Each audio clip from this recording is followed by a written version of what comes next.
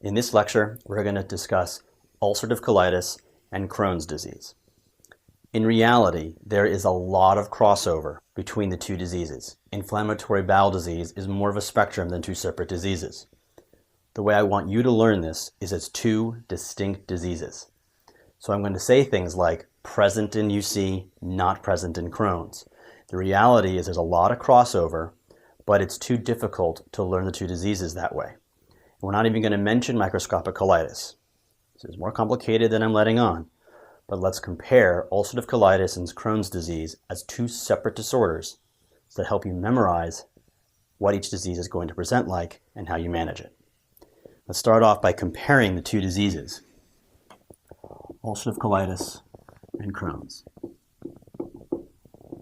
We're going to compare them based on who gets them, what you're going to see on endoscopy and biopsy, what the patient is likely to present like, the risk of malignancy, the extraintestinal manifestations, and the role of surgery. Let's talk about UC and compare it to Crohn's. Inflammatory bowel disease has a predilection for Ashkenazi Jews. But that association is not going to help you because A, the test isn't going to tell you that, and a lot more people than Ashkenazi Jews get inflammatory bowel disease. So what I want you to pay attention to is the age range. Ulcerative colitis occurs in 20 to 30-year-olds, generally pretty young. And ulcerative colitis is a disease of the colon, thus colitis. And so what you'll see if you do a colonoscopy, you'll see continuous lesions that start at the rectum and stay within the colon.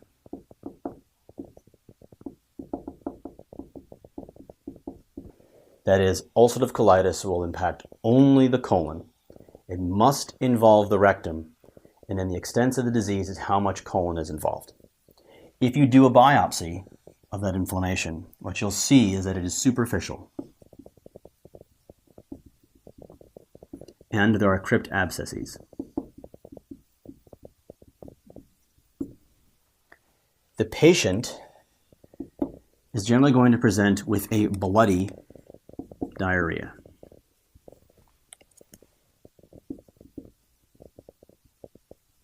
And because there's all this inflammation in the rectum, all localized to one place, there's an increased risk of colon cancer. And so these patients need special screening. They need a colonoscopy that starts at year 8 and is then repeated every year. Because there's such a high risk of colorectal cancer. The extraintestinal manifestations of ulcerative colitis are going to be primary sclerosing cholangitis and P-ANCA. I'll pause here just a minute and say that all inflammatory bowel disease can be associated with other rheumatologic conditions, especially rheumatologic complaints like uveitis or arthritis. They're not specific enough to help you identify the disease, so I'm going to say only ulcerative colitis, primary sclerosing cholangitis, P-ANCA, colon cancer. And for ulcerative colitis, because it is only in the colon and it is continuous, if you remove it, you cure it. Colectomy is curative. That's UC. Young people get it. It's a continuous lesion with superficial inflammation that leads to a bloody diarrhea with an increased risk of cancer, and colectomy is curative. Crohn's disease, on the other hand, is bimodal. Presents in young people in their 20s and older people in their 50s. Crohn's disease is not continuous. It presents as skip lesions, which means that you may not see it on colonoscopy. You may need to do an endoscopy or a pill cam in order to identify the areas of inflammation. It goes throughout the entire GI tract.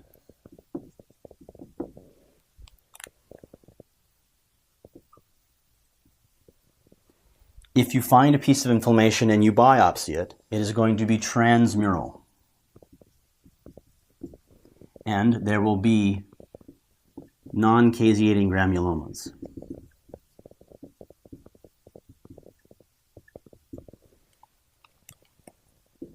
Patients with Crohn's disease are going to present with a watery diarrhea.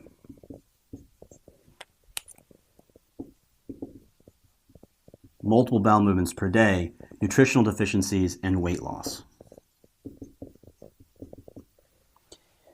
Patients with ulcerative colitis generally know when the disease started.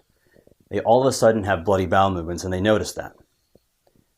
Crohn's disease patients generally feel worse over time and only realize they have a disease after a long time has passed. So Crohn's disease is sort of more insidious onset with worsening bowel movements that get progressively worse, where ulcerative colitis is bloody bowel movement, they get investigated.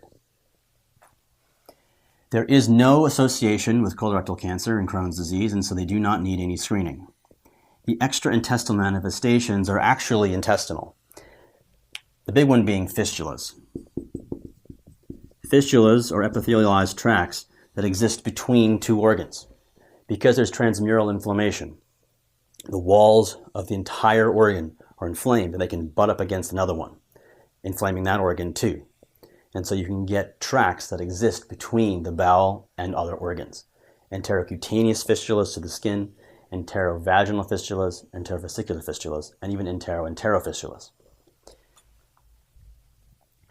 In addition, because it can affect anywhere in the GI tract, and there happens to be a predilection for the terminal ileum, you can present with nutritional deficiencies, particularly B12 and absorption of fats, which contributes to the weight loss. And if the duodenum is impacted, you can get iron deficiency and osteopenia. There is a role for surgery in Crohn's disease, but because it can occur in multiple areas, you can't get it all. And if you remove one area of inflammation, a new one may develop. So surgery is reserved for the complications. You can remove fistulas and drain abscesses.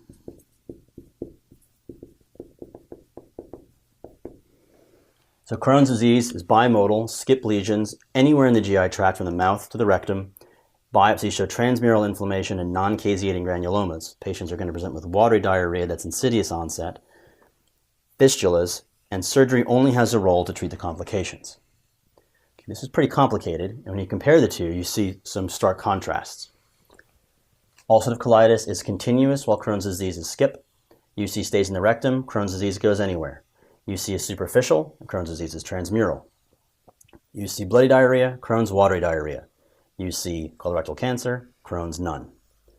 UC colectomy is curative, in Crohn's disease, it is not. So let me draw you a little picture, how I help remind myself which one's which.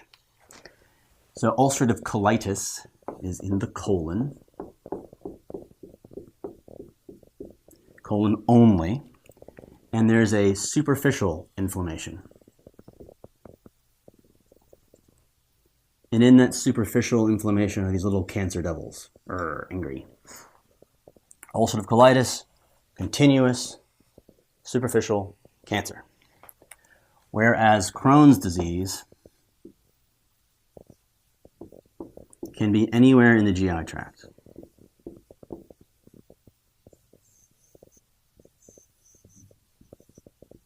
Mouth to the anus. And the inflammation is full thickness.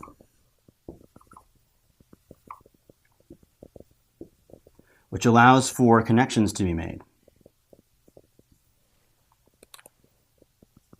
Fistulas to the skin,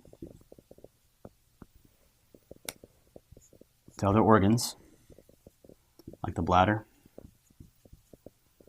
and the vagina, and between sections of bowel.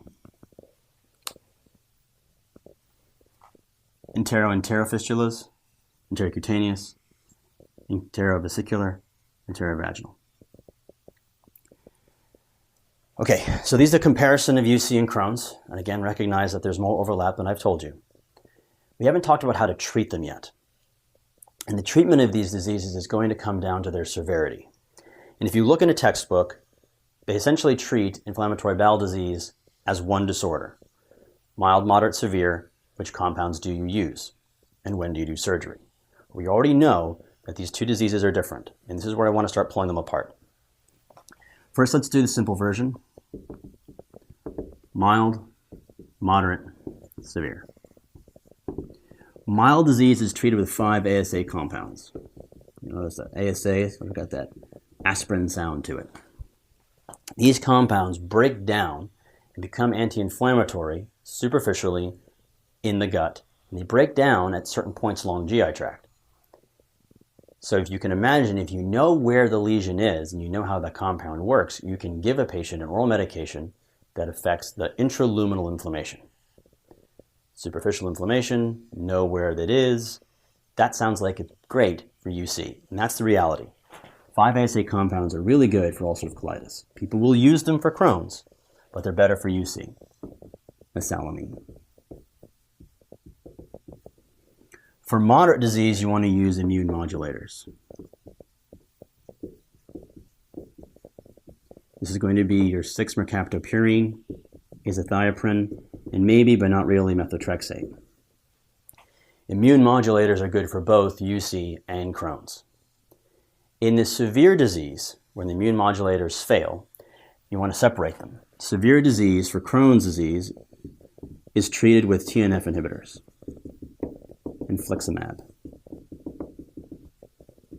And UC, since it's curative with surgery, is treated with surgical resection.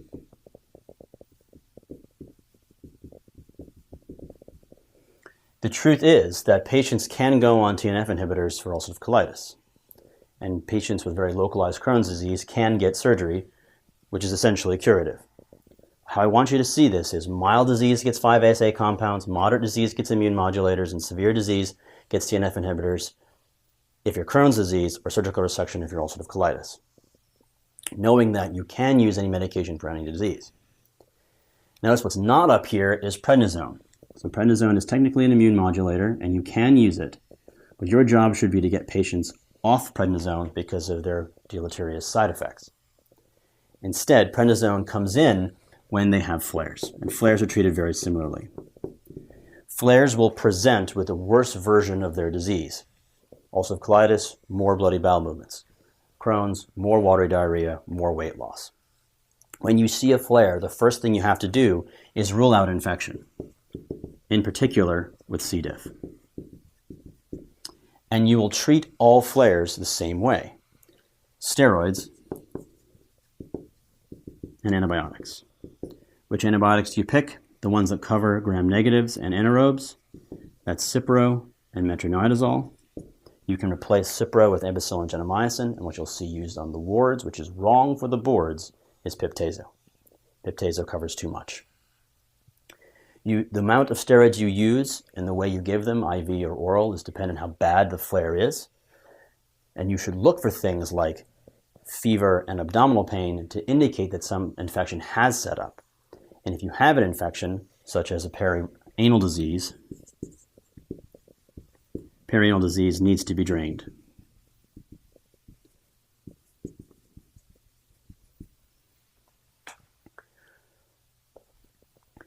This is how you treat inflammatory bowel disease based on the severity and if there's a flare. How you memorize which one's ulcerative colitis, which one's Crohn's, and then be able to compare these diseases as though they're two completely separate diseases without any overlap, knowing that in reality, there's much more overlap than I've given you. That's inflammatory bowel disease.